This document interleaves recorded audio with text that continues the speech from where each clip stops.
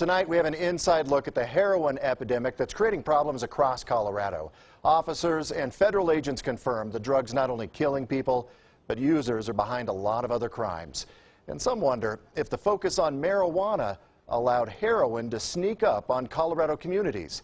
As you'll see in this Target 13 exclusive, the drug's comeback is clear, but solving the problem is not.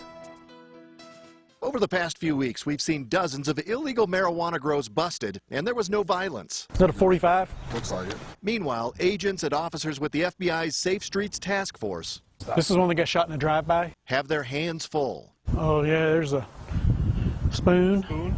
Heroin is back and easy to find. I think every community in the state has this problem right now. These are the most violent times I've seen in Pueblo in the 14 years I've been here.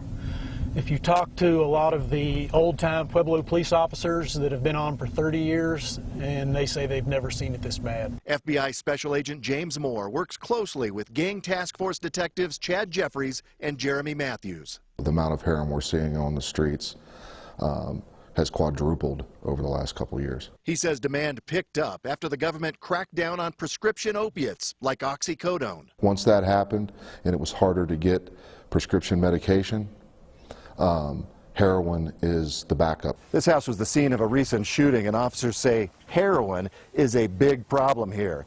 As a matter of fact, you don't have to look very hard to find evidence of heroin use. There are needles right at the bottom of the garbage can. It's increasing the amount of vehicle burglaries, home burglaries, thefts, just because they need that fix on a daily basis. In El Paso and Pueblo counties, heroin's killed dozens in the past few years. The coroner reports 94 heroin deaths in El Paso County, almost as many as alcohol. Marijuana, 0 deaths.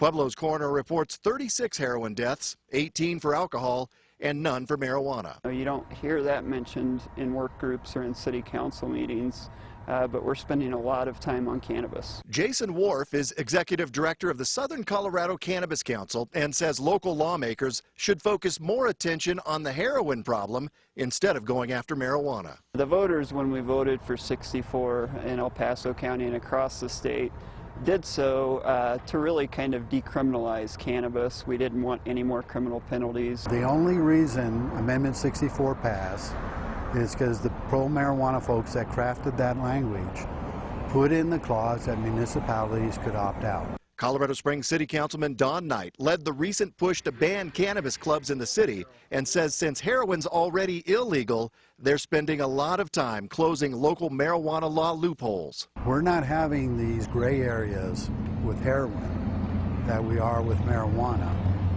and that's why our focus is on there. Back on the streets, We got a shell casing here, a box of shotgun shells that's empty over there. agents and officers tackling the growing heroin problem say law enforcement can't fix it alone. We need to come together as a community, as a police department, and help these folks get up because they're down, and this is a disease.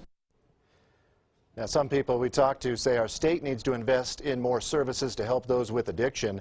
Others say we need to invest in more officers catching the dealers. Clearly, there's probably some truth in both. If you know someone struggling with addiction, they can call our state's crisis hotline. That number is 1-844-493-8255. We also have that information for you at krdo.com. And by the way, that house where I was with the FBI Safe Streets Task Force is where police made 2 arrests last night. We brought it to you as breaking news last night right here on KRDO News Channel 13 at 10 from La Crosse Street. That's on the city's east side. Officers say they recovered stolen items, including a car, jewelry, and guns. 23-year-old Federico Valles, I should say, and 19-year-old Alfonso Ortega are both facing several charges and are now in the county jail.